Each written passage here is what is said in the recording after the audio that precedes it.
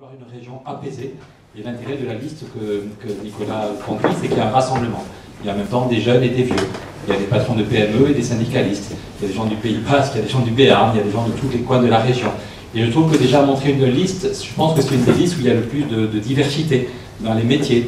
Parce qu'il y a des politiques qui passent leur temps à opposer le secteur public et le secteur privé. Ceux qui se lèvent tôt le matin et puis ceux qui sont assistés. Et je crois que déjà une de vos forces, c'est d'avoir réussi à faire en si peu de temps une liste, alors que ce n'était pas évident dans une région aussi immense en termes géographiques, et de se mettre d'accord sur des propositions. Parce que souvent, quand on réunit large, c'est juste pour dire non à l'austérité ou non à quelque chose. Il y a déjà la diversité des profils que vous êtes, des hommes de partout. Il y a des gens qui voudraient mettre de l'huile sur le feu, et je pense que vouloir un débat, vouloir d'autres pratiques démocratiques, c'est un point important. Et puis je pense qu'il y a un enjeu fondamental à montrer qu'une autre politique est possible. Qu'évidemment, on ne pourra pas régler tous les problèmes au niveau de l'Aquitaine, du Limousin et de Poitou-Charentes. Il y a beaucoup de choses qui doivent encore bouger au niveau national ou au niveau européen. Mais déjà, ça aurait de l'allure que vous soyez en situation de responsabilité, qu'on vote effectivement, qu'on vous arrivez à créer la surprise pour montrer que notre politique est possible. Soyons clairs, ici, il n'y a aucun suspense. Tout le monde sait qu'a priori, Alain Rousset dort tranquille. Tous les sondages disent qu'Alain Rousset va être il n'y a pas de risque que la région passe au Front National. Avant de vous donner la parole, je voudrais vous annoncer une mauvaise nouvelle. On vous a dit que la croissance, effectivement, on vous a montré la courbe de la croissance. Mais il ne suffit pas de regarder la courbe de la croissance pour dire qu'elle ne va pas revenir. Parce que la mauvaise nouvelle, c'est ça, la croissance ne reviendra pas. On s'est shooté à la croissance sur les 40-50 dernières années, mais on s'est drogué à la croissance, mais sur un problème en fin de compte, on a gaspillé, on a pillé, en fin de compte, toutes nos réserves, j'allais dire, d'énergie, de matières premières. En France, les gens sont passionnés de politique quand même. Tout le monde parle de politique dans les repas de famille, entre amis. Tout le temps, on parle de politique dans ce pays. Et donc, ça veut dire que la politique finalement n'est pas morte, c'est bien le système politique qui est en train de mourir. Et c'est pour ça qu'on doit le renouveler, c'est pour ça qu'on doit porter une autre vision, c'est pour ça qu'on doit porter une autre façon de faire de la politique. Et c'est ce qu'on essaye de faire chaque jour à Nouvelle Donne. Et pour l'instant, ça marche plutôt bien. Ensuite, on peut associer la décision des élus avec celle d'un jury citoyen qui serait tiré au sort, qui aurait l'ensemble des éléments pour pouvoir être légitime dans la décision et dans sa remise d'expertise, entre guillemets, de ces citoyens qui seraient donc tirés au sort. Donc ensuite, on a aussi le thème de la nouvelle donne économique. Hier, Macron a dévoilé la liste des 5 grandes entreprises qui payent le moins bien leurs fournisseurs, enfin avec le plus de retard de paiement, et donc c'est SFR et Numéricable, ce qui traduit la stratégie de Patrick Drahi de lever de dette. Enfin, le développement de l'entreprise SFR Numéricable aujourd'hui se fait essentiellement sur de la dette, et donc le modèle obligatoirement inclut le fait qu'ils payent très tard leurs fournisseurs. Il y a également Orange, Airbus, des grands groupes du CAC 40 qui effectivement n'ont pas de problème de trésorerie, et même mieux, c'est que lorsque cette trésorerie, ils la conservent chez eux, ils peuvent la placer sur les marchés financiers en attendant de payer leurs fournisseurs, pendant que les fournisseurs, eux, malheureusement, qui sont souvent de petits fournisseurs, crèvent soit d'un manque de trésorerie, soit tirent la langue parce qu'effectivement ils n'ont pas accès à cette trésorerie. Donc le fonds régional de soutien à la trésorerie, ça répond parfaitement à cet enjeu-là, et donc on l'a proposé pour cette nouvelle donne économique. Et c'est quelque chose qui est très bien reçu, notamment par les chefs d'entreprise, on va dire par tout le secteur privé, puisque un chef d'entreprise, quand vous lui parlez de trésorerie, c'est ce qu'il regarde tous les jours, et c'est ce qui est le plus important pour lui, donc ça lui parle vraiment. Ensuite, dans la nouvelle donne économique, on reparle aussi du partage du temps de travail. Alors comment est-ce qu'au niveau de la région, on peut soutenir le partage du temps de travail? On souhaite que la région ne soit pas seulement un soutien à l'innovation technologique. Vous savez, la région aujourd'hui, elle met des crédits pour soutenir l'innovation technologique des PME, des entreprises qui vont effectivement porter des innovations. On souhaite que la région puisse à un moment soutenir aussi des entreprises parce qu'elles font de l'innovation RH. Donc l'innovation RH, ça peut être une organisation du travail différente par rapport aux autres entreprises qui améliore le bien-être des salariés, qui améliore finalement in fine, sans doute la productivité, puisque quand un salarié est plus heureux, quand on lui donne du sens dans son travail, il travaille mieux et il travaille avec plus d'efficacité. Sur des critères environnementaux, sociaux que l'on aurait prédéfinis. Enfin, tout ça, c'est possible de le faire dans le cadre de la région, et donc c'est des compétences qui appartiennent à la région. Ensuite, on a aussi un dernier thème, qui est celui de la nouvelle donne environnementale. Et le sujet central, c'est effectivement l'agriculture, comme l'a évoqué Pierre, puisque la future région Aquitaine-Poitou-Charentes-Limousin sera la première région agricole d'Europe, avec un chiffre d'affaires de 9 milliards d'euros et pratiquement 183 000 emplois, me semble-t-il, Donc c'est colossal, ça représente une très grande partie de l'économie, mais c'est aussi la région agricole la plus polluante d'Europe, puisque l'agriculture est une agriculture intensive extrêmement polluante. Donc ce que l'on veut mettre en œuvre dans ce même cadre de nouvelle donne énergétique, environnementale, pardon, c'est de dire la région va soutenir d'une part dans les lycées, effectivement, la structuration de circuits courts pour l'alimentation. Mais il y a quand même un enjeu fondamental, c'est que lorsque vous avez un paysan qui fait du bio, si la région lui passe une commande, bah, il va lui falloir je sais pas, 2000 cuisses de poulet. Donc c'est très compliqué pour un agriculteur qui est avec son élevage de poulet de fournir 2000 cuisses de poulet. Donc ça veut dire aussi qu'il faut recentrer les appels d'offres régionaux au niveau des lycées. Parce qu'aujourd'hui, pour faire des économies, on décentralise tout, enfin on centralise tout à la région, on fait des grands appels d'offres pour avoir un fournisseur qui soit de grande taille, pour réduire les coûts effectivement, et pour fournir plusieurs lycées en même temps. Ben, nous on dit qu'il faut ramener cette décision au niveau des lycées pour pouvoir structurer des circuits courts autour de chaque lycée. Donc chaque lycée est maître dans sa décision d'approvisionnement et va donc pouvoir utiliser, enfin se fournir auprès des agriculteurs, des paysans qui sont proches dans sa zone de vie, dans son bassin de vie. Cette même expérience se retrouve aussi dans les appels d'offres, par exemple pour la construction des lycées, où aujourd'hui, de la même manière, les régions, qu'est-ce qu'elles font? Elles font des appels d'offres globaux, où elles demandent, je sais pas, 500 menuiseries qui vont servir sur des travaux sur plusieurs sites. Et finalement, ça exclut de fait toutes les PME. Pourquoi? Parce qu'elles n'ont pas la capacité, en trésorerie, d'acheter ce matériel pour pouvoir l'avancer. Et comme la région est très mauvaise payeuse, donc en moyenne c'est entre 4 et 5 mois pour recevoir le paiement, ben, finalement les PME, elles ne peuvent pas se permettre de faire ces investissements pour pouvoir répondre aux appels d'offres. Donc là, ça profite à qui? Ça profite à Bouygues, à Vinci, à tous les grands groupes de BTP qui, eux, ont la capacité évidemment financière de pouvoir répondre à ces appels. On enrichit le programme chaque jour, et là, ce sont nos thèmes que l'on a choisi de défendre pour ces régionales. La première, c'est la nouvelle donne démocratique, parce que vraiment, on croit qu'il faut changer la politique pour redonner envie de voter. Aujourd'hui, l'abstention, ça fait peur, et c'est finalement le parti qui est le plus dangereux aujourd'hui en France, c'est bien l'abstention, et surtout si elle augmente de plus en plus. C'est cette nouvelle donne économique avec des propositions qui sont entre guillemets de bon sens, mais qui s'appuient sur des chiffres, sur le partage du temps de travail. Pierre l'a pas dit, mais en France, en 1970, on travaillait 43 milliards d'heures, et on était 30% de moins sur le marché du travail. Aujourd'hui, en 2015, on travaille tous collectivement, macroéconomiquement, 40 milliards d'heures. Donc ça veut dire que le nombre d'heures travaillées a diminué, mais la population active, elle a augmenté, enfin la population active potentielle a augmenté de 30%. Donc il y a une incohérence totale sur les chiffres, et donc ça veut bien dire que le partage du temps de travail est inévitable à terme. Et donc cette nouvelle donne environnementale, qu'on va développer un petit peu plus avec la candidate qui connaît un petit peu plus la région et le Pays Basque, parce qu'il y a des enjeux locaux. Donc quand on était dans le Limousin, on nous parlait des pommes qui étaient bourrées de pesticides.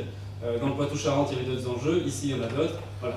Il y a des enjeux agricoles qui sont multiples sur toute la région, mais c'est l'avantage de Nouvelle Donne, c'est que nos comités territoriaux peuvent émettre des propositions d'eux-mêmes et donc traiter des sujets en totale autonomie. Et donc je vais laisser la parole à Marianne pour qu'elle puisse développer un petit peu ce sujet.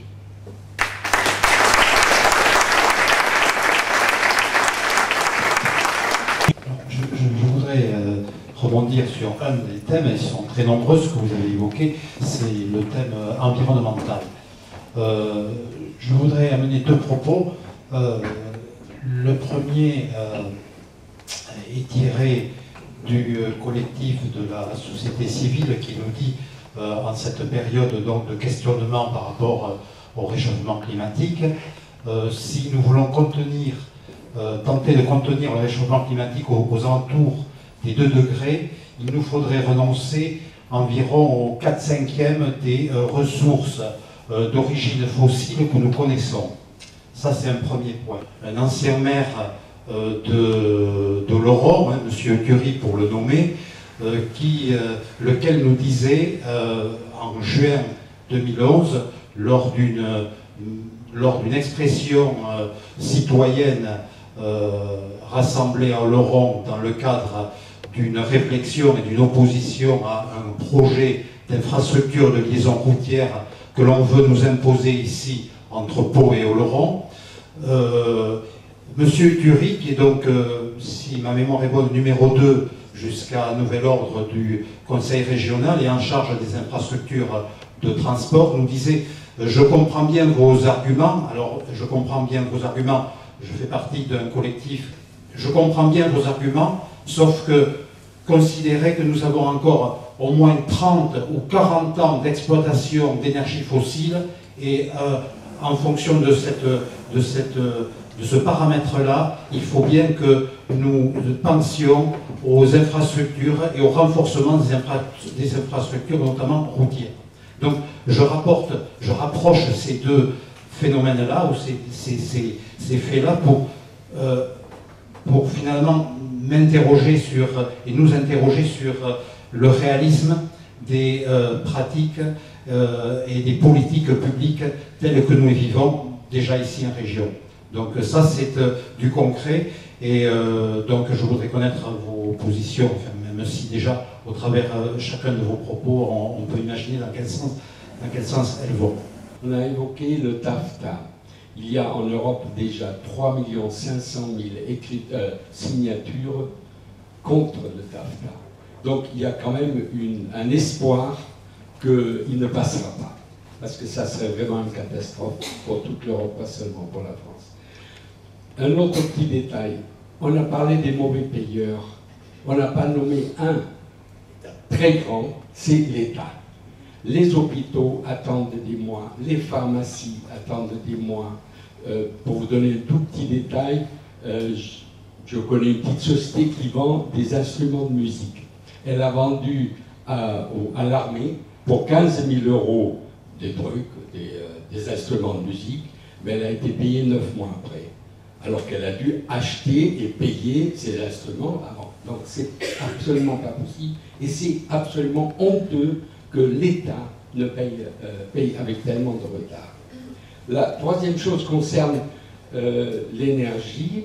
Je suis étonné qu'on ne parle pas plus d'une énergie qui est ni le soleil, ni le vent, qui est une énergie qui existe dans le monde entier 2 fois par jour, qui est la marée. Pourquoi on ne peut pas profiter plus des marées qui nous sont offertes 2 fois par jour, aller et 2 fois retour? Ce qui se passe aux Pays-Bas, le problème de ce type d'installation, c'est que ça engendre une sédimentation énorme, des déséquilibres écologiques très très grands. Ce sont les champions les Néerlandais, de la construction de digues et du traitement du terrain, etc. Mais là, sur ces aspects-là, il y a vraiment de gros contre-coups écologiques qui font la colère de beaucoup de... Donc ça n'est pas une solution de bloquer. On a le même cas en France avec la Rance, qui provoque de gros problèmes écologiques. Par contre, ce qu'ils ont développé, ce sont des espèces de gros boudins en mer, câblés à des centrales qui permettent effectivement de transformer l'énergie marine motrice. Voilà. Mais effectivement, ce serait quelque chose à voir ici. Je profite d'avoir le micro pour demander, est-ce qu'il serait possible de nous refaire une explication des calculs des chances que vous avez d'avoir des candidats élus, pour nous réexpliquer, parce que les règles du jeu ont quand même bien changé par rapport aux dernières élections, voilà, et savoir si, en fonction du nombre de candidats élus que vous aurez à l'Assemblée régionale, quelle sera votre position? Est-ce que vous souhaitez faire partie de l'exécutif, ou est-ce que vous ne serez des membres d'opposition? Voilà. Je viens en voisin. J'ai participé à plusieurs réunions dernièrement, et justement par rapport à Stop TAFTA, mais aussi par rapport au climat et l'eau. Et il se trouve qu'actuellement, il y a des velléités de certains groupes privés d'acheter les barrages, donc qui sont producteurs hydroélectriques. Donc c'est vrai que de l'autre côté, je pense qu'on est dans les mêmes Pyrénées, il doit s'agir de la même chose. Donc qu'est-ce qu'on peut faire aussi par rapport à cette situation? Parce qu'on sait quand certaines choses passent dans le domaine privé, au niveau de l'entretien et autres, c'est pas ce que... Et surtout que l'hydroélectrique actuellement ne vient qu'en compensation, surtout en hiver, pour combler les pics d'électricité. Bon, il y a ce premier point. Et il y a l'autre point aussi, c'est par rapport à la proximité de nos deux régions, à l'aménagement des territoires, et encore pire actuellement avec la loi NOTRe, où effectivement il y aura des compétitivités peut-être entre les intercommunalités, et ce faisant par le biais des impôts aussi, qui pourront attirer peut-être plus les entreprises d'un côté ou de l'autre. Voilà. Et globalement, vous avez vu, il y a eu 20 morts à Nice et dans le Var il y a 2 mois. Là, il y a eu des inondations terribles. En même temps, le mélange de la pluie terrible et puis du fait qu'on a mis du béton partout et que l'eau ne peut pas rentrer. Mais c'est deux problèmes qui viennent de l'activité. Vous pensez que le climat, c'est peut-être une hypothèse, mais on n'en est pas sûr et on verra dans 40 ans, c'est nos petits-enfants, nos arrière-petits-enfants. La réponse est non. À chaque fois qu'il y a une catastrophe comme ça, quand il y a des milliers de Basques qui ont les pieds dans l'eau il y a quelques années, quand il y a des dizaines de milliers de Bretons qui ont les pieds dans l'eau, quand il y a 500 000 personnes en Allemagne, 500 000 qui sont inondés pendant 2 semaines, donc tous, ils ont leur cuisine qui est foutue, leur salon qui est foutu, et donc ils demandent à leurs assureurs de les rembourser. Et donc il y a maintenant des dégâts économiques tout à fait mesurables. Et ceux qui ont la vision la plus complète, ce sont les réassureurs. Et donc Munich Réassurance dit que les événements climatiques extraordinaires ont déjà triplé. Ils ont déjà triplé depuis 30 ans. C'est déjà une catastrophe. Et maintenant, en gros, il y a une prise de conscience. Là, on va bientôt accueillir dans une semaine, on va accueillir la COP21 à Paris, et tout le monde, Manuel Valls nous fait des discours pour dire que c'est l'avenir de l'humanité, c'est l'avenir de l'humanité. Pour une fois, je suis d'accord avec Manuel Valls. Le seul problème, c'est que dans le budget que Manuel Valls a proposé aux députés, et que les députés socialistes, y compris Alain Rousset, ont voté, il y a moins 4% sur le budget de l'environnement. Ah, ok. Donc c'est une priorité fondamentale, c'est l'avenir de l'humanité qui se joue, mais on met moins 4. Or, quelles que soient les bonnes intentions, il y a besoin, la question de l'énergie, c'est d'abord économiser, économiser, économiser. Voilà. Donc s'il n'y a pas de financement, le reste c'est des pipeaux.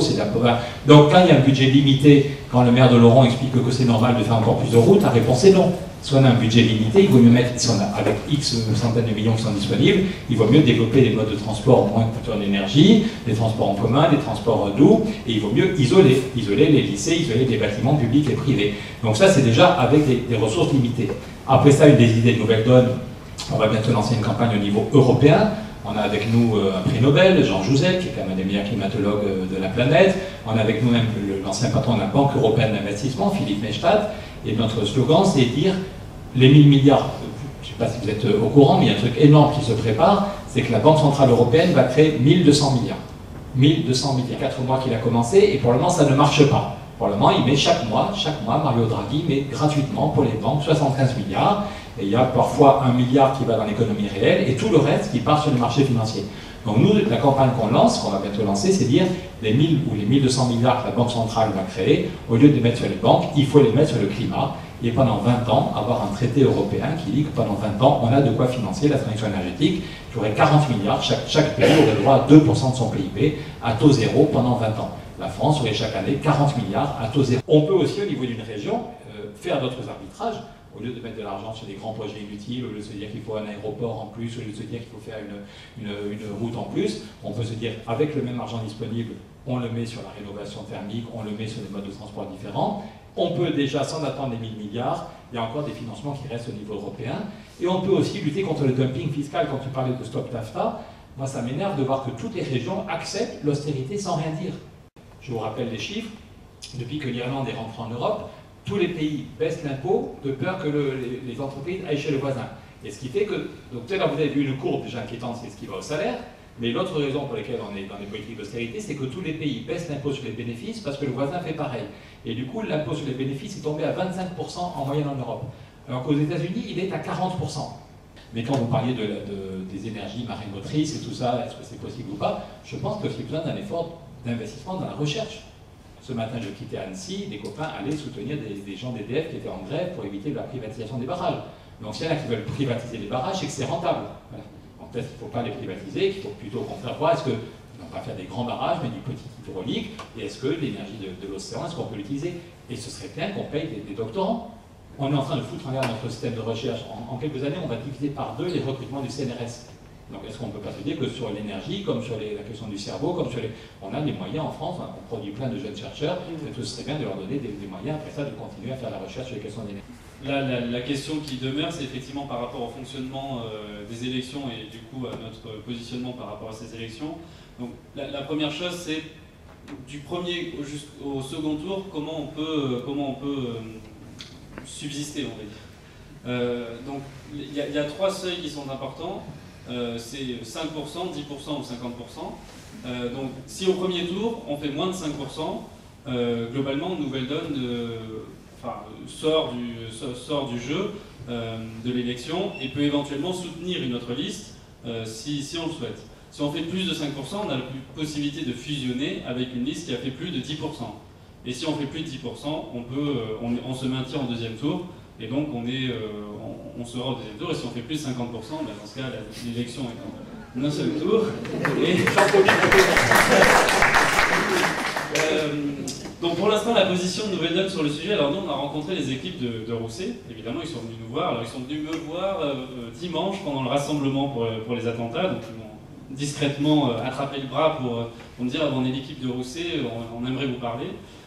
Du coup on a discuté un petit peu et globalement la seule chose dont ils parlent c'est quelle place on veut dans les listes. Parce que ça les préoccupe beaucoup de savoir où est-ce qu'on veut se positionner sur les listes. Mais bon, les idées et les projets, ça les intéresse pas trop. Donc du coup, les militants à Nouvelle Donne pour l'instant sont plutôt sur un positionnement assez unique, on va dire, c'est de dire on a une vraie identité, donc essayons de la maintenir jusqu'au bout et essayons d'être cohérents avec notre discours. Maintenant, pour préparer le second tour, on a choisi en fait de créer des commissions dans chaque région qui vont travailler en fait sur les différents scénarios de second tour et donner une position pour savoir est-ce qu'on soutient, est-ce qu'on se retire, est-ce qu'on laisse le choix aux électeurs, enfin voilà, pour savoir ce qu'on fait au second tour. Donc on ne peut pas vraiment vous dire, mais de toute évidence, la position sera commune, collective, et elle sera communiquée le soir du premier tour. Pourquoi est-ce qu'on s'est présenté tout seul dans une grande proportion des régions où on parle, pas dans toutes, parce qu'effectivement, l'intérêt de se présenter aux élections, c'est aussi d'avoir des élus. Bon, d'abord, en même temps, ça donne une petite indépendance. Je rappelle que nous, on n'a pas d'argent. Hein. D'ailleurs, vous ne recevrez pas nos professions de foi chez vous, parce qu'on n'a pas eu d'argent pour les faire imprimer. Vous en aurez quelques-unes à la sortie là, que vous pourrez prendre. Pendant ce temps, l'UMP a 40 millions de dettes. Mais ça n'empêche pas de faire imprimer ces professions de foi qui seront payées par vous-même, par vous tous, parce qu'ils seront remboursés. Voilà. Alors donc des élus, effectivement, on peut effectivement avoir des élus et faire de la stratégie, mais on a essentiellement décidé de se présenter pour présenter des idées. C'est pas qu'on soit extraordinairement plus brillant, plus intelligent que les autres, mais il y a une réalité.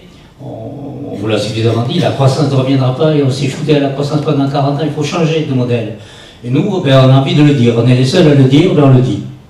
On dit qu'il faut partager le travail aussi. On est les seuls à le dire, alors que tout le monde nous dit qu'il faut travailler plus, ce qui est absolument effarant et va à l'inverse de tous les progrès qu'on a fait depuis 150 ans. Donc on a envie de se présenter seul pour présenter des idées. Maintenant, effectivement, on jugera au coup par coup, mais si on ne s'est pas présenté en alliance un peu partout pour avoir disons, des élus, c'est pourquoi?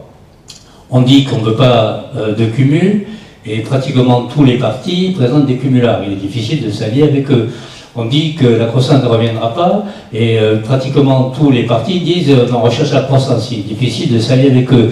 On combat actuellement la politique actuelle du gouvernement, et la plupart de ceux avec qui on serait relativement proche, donc une envie, c'est de se joindre au second tour avec les listes du gouvernement. Donc on a du mal un petit peu à entrer en alliance. Alors effectivement, ça se décidera au cas par cas, mais on a décidé, malgré les difficultés, malgré le fait qu'on soit très peu noté dans les sondages, de venir devant les électeurs en disant voilà, nous, on est devant la réalité, on vous le dit, elle est peut-être pas facile à entendre, mais voilà, vous l'écouterez. Ensuite, qu'on ait des places, qu'on n'ait pas des places, on aura effectivement un peu de pouvoir, et si on n'a pas de place, on continuera à porter notre parole après les élections. La campagne, en fait, on l'a financée avec le don de tous les adhérents, donc c'est une campagne un peu en crowdfunding, avec un budget de 25 000 €, donc contre 400 à 800 000 € pour les grands partis. C'est ce qui fait qu'on n'a pas la même force de frappe. Mais cela dit, on a quand même besoin de soutien. Donc si, avant de partir, vous voulez nous aider, c'est avec plaisir, puisqu'il nous manque encore 6 000 € quand même pour boucler le budget. Je crois qu'il devrait faire de la politique. Non, ce sont que des citoyens qui ont financé. Vous êtes des citoyens, vous êtes les bienvenus. Je voulais juste rajouter un petit pour monsieur qui parlait des usines marémotrices. En fait, je crois que l'étude, elle a été faite, mais en Aquitaine, c'est pas possible. Et je pense, je ne suis pas du tout technicienne, mais à mon avis, c'est essentiellement dû à l'ampleur des marées, qui est très petite en fait. Même si la marée existe, elle se fait sur quelques mètres. Que vous allez en Normandie ou dans le Nord, ça se fait sur des kilomètres. Donc je pense que c'est surtout ça qui fait la différence, et ça n'a pas été retenu dans les emplois proposés par BICI, justement parce que c'est pas possible. Et je pense que si vous allez sur le site de BICI, peut-être que vous, à 10 000 emplois climatiques, vous trouverez peut-être la réponse. Mais moi, d'après ce que j'ai lu, ils ont... Cette technique n'est pas possible, mais effectivement, la technique des boudins serait possible, et la technique des turbines, surtout, au large, c'est-à-dire créer des hauts fonds et utiliser le courant et non pas la marée, ça, c'est possible. Et en plus, si on les pose intelligemment, bon, évidemment, après, il faut discuter avec les pêcheurs qui sont au courant de là où il y a des turbines, histoire de ne pas arracher tous les filets, c'est pour mettre tout le monde d'accord, mais ça, c'est pas trop difficile. Mais en plus, si on les pose intelligemment, voilà, c'est le surfeur qui parle, on peut faire comme avec les vieilles voitures en Australie, c'est-à-dire créer Surfer Paradise, grâce au fond, on crée des vagues, entre guillemets, artificielles. Pour la Pau-Laurent, ça fait partie de... C'est un projet qui clairement voulait prolonger l'autoroute pour Langon, qui ne reçoit pas beaucoup d'automobilistes parce que c'est la plus chère de France, et qui voulait se prolonger dans la vallée d'Aspe, disons par une autoroute aussi dans la vallée d'Aspe qui rejoindrait l'Espagne. Moi je me souviens, j'avais manifesté contre ce projet il y a une vingtaine d'années déjà, donc ça fait du temps.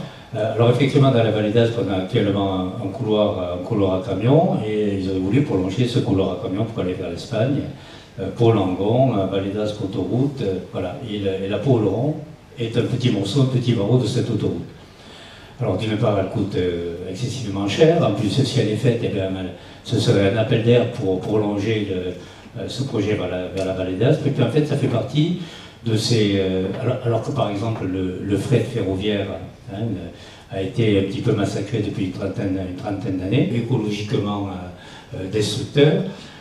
Ensuite parce que, disons, il y a une commission d'utilité publique où il y avait une trentaine d'enquêteurs qui a dit que c'était un projet qui était totalement irréalisable, et parce que les citoyens de la région se sont déjà exprimés en disant clairement que, voilà, que ça ne leur allait pas.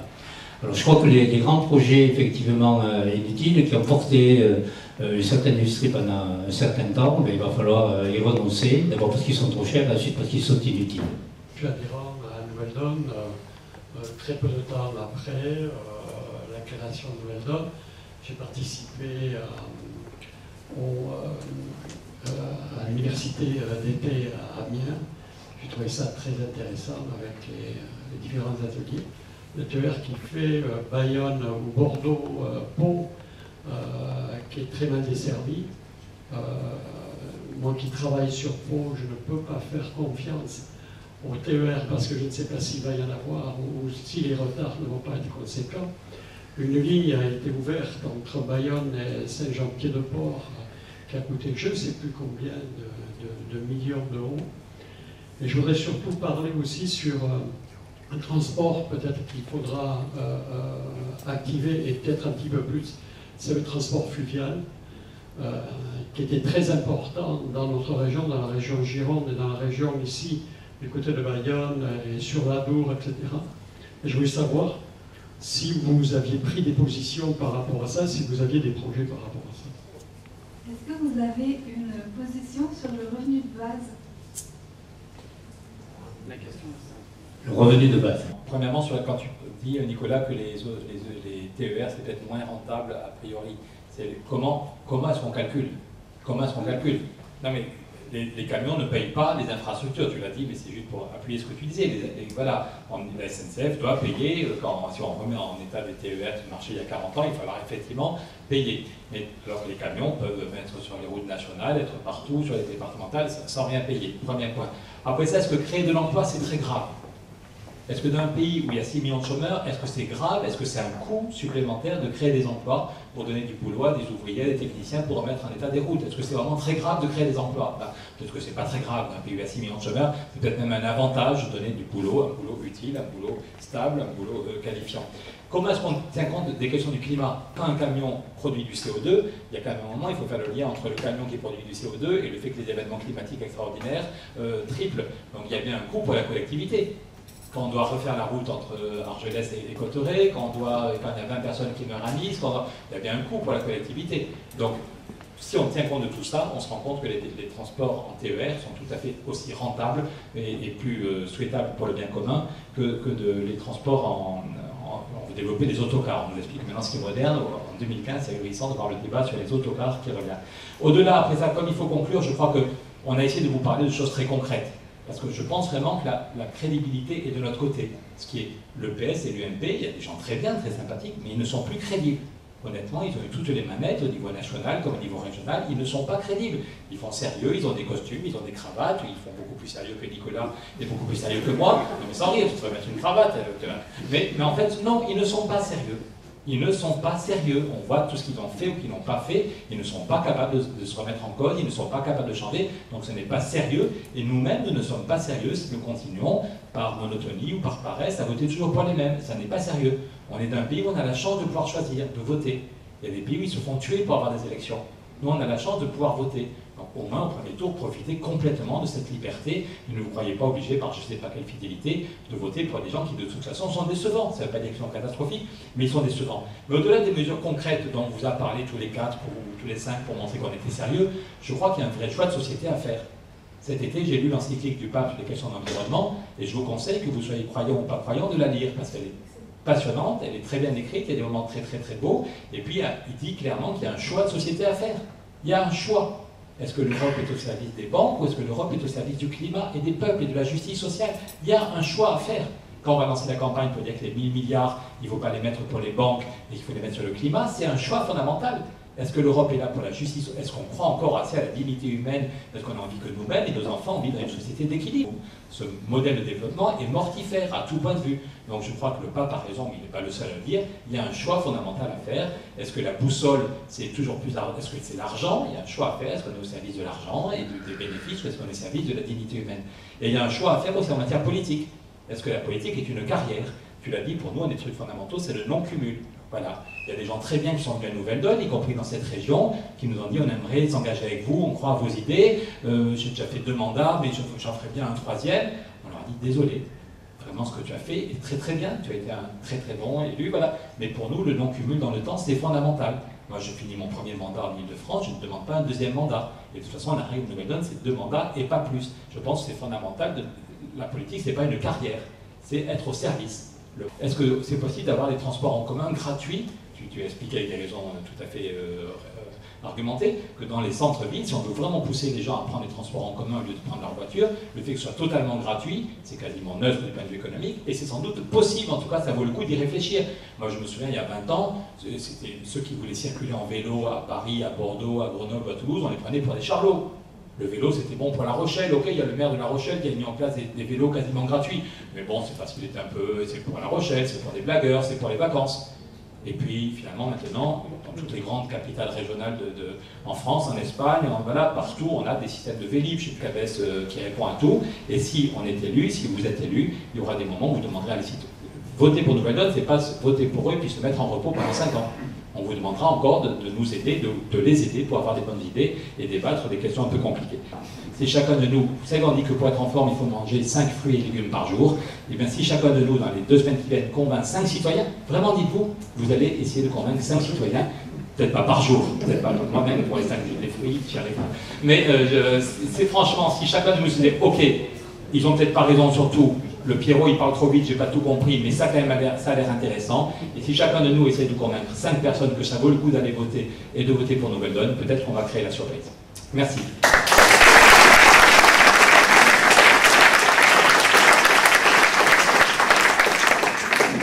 Donc je termine par une mini-conclusion pour signaler le fait que l'on fait notre grand meeting régional de clôture de la campagne le 27 à Bordeaux.